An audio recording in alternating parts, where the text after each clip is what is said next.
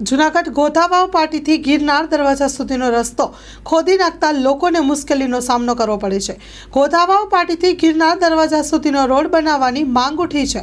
મહાનગરપાલિકા દ્વારા ભૂગર્ભ ગટરની કામગીરી કરે તે હિતાવહ છે, પરંતુ સાથે સાથે રસ્તો પણ બનાવવો જરૂરી બને છે। રસ્તાની કામગીરીમાં ડાયવર્ઝન પણ આપવામાં આવ્યું નથી। ગટરના પાણી રસ્તા ઉપર વહી નીકળે છે।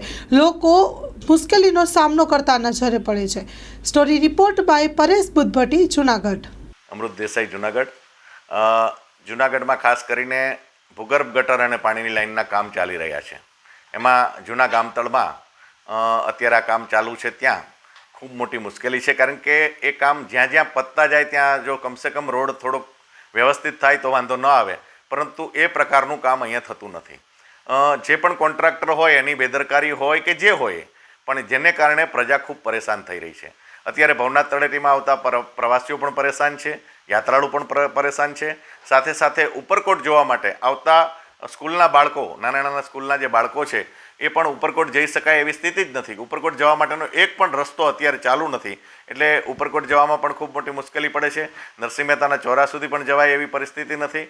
એટલે આ પ્રકારે જે રીતે અત્યારે ચારેય દિશામાં રોડનું ખોદકામ થયું છે એ વ્યવસ્થિત ન થવાને કારણે ખૂબ મોટી મુશ્કેલી થાય છે। તેમજ સાથે સાથે જે કોન્ટ્રાક્ટરનું કામ ચાલતું હોય ત્યાં જવાબદાર કર્મચારી એટલે કે ઇજનેરશ્રી એમની પોતાની શું ભૂમિકા છે એ પણ જો કોર્પોરેશન દ્વારા સમજાવવામાં નહીં આવે તો આની આ પરિસ્થિતિનું નિર્માણ થશે। અત્યારે પીવાની પાણીની લાઈન અને ગટરની લાઈન ઉપરકોટ પર એક જગ્યાએ ભેગી થઈ છે, તૂટી છે, સ્પષ્ટ જગજાહેર છે, એ વિસ્તારની પ્રજા પણ કહી રહી છે, છતાં પણ ધ્યાન આપવામાં નથી આવ્યું।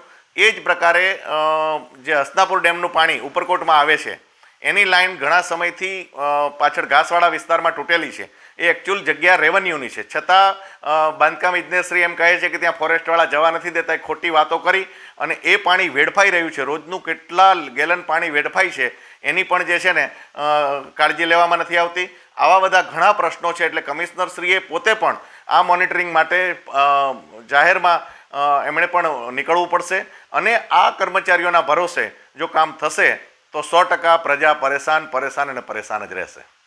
દેવજીભાઈ ગોવિંદભાઈ મકવાણા, આ ભવનાથનો આ રોડ છે, આ રોડની હાલત તો જો ડાયોજન આપ્યું એમાંય હારાવ ને એમાંય પાણી આવેલું જાય છે। આ પાઇપ તૂટી ગયું હોય ને કાં ગટરના પાણી આવેલા ગયા। મારી આગળ જે રિક્ષા હતી એમાંથી નિશાનના છોકરા બેઠા હતા, નમતી રહી ગઈ। મેં કીધું ઓહો ભાઈ, હમણાં પડી જાત તો મેં શું કરે ભાઈ। મેં કીધું ઓલી બાજુ આ ભાઈ આવ્યા અને મારું આવો અભિપ્રાય લે છે। મેં કીધું ભાઈ આ રોડનું ડાયોજન એકા ખર્ચો આપેલો સારું કહેવાય, અને કામગીરી પણ સારી જ થાય છે, એમાંય કોઈ વાંધો નથી, પણ આ ડાયોજન તો હરખું દેવું પડે ને ભગવાન, મારું આમ કહેવાનું। જય ગિરનાર। અત્યારે રોડના તમે જોવ તો ચારો કોર તમે ખાડા કરેલા તમે જોવ તો ખરી, અને આવી હાલત છે જુનાગઢની।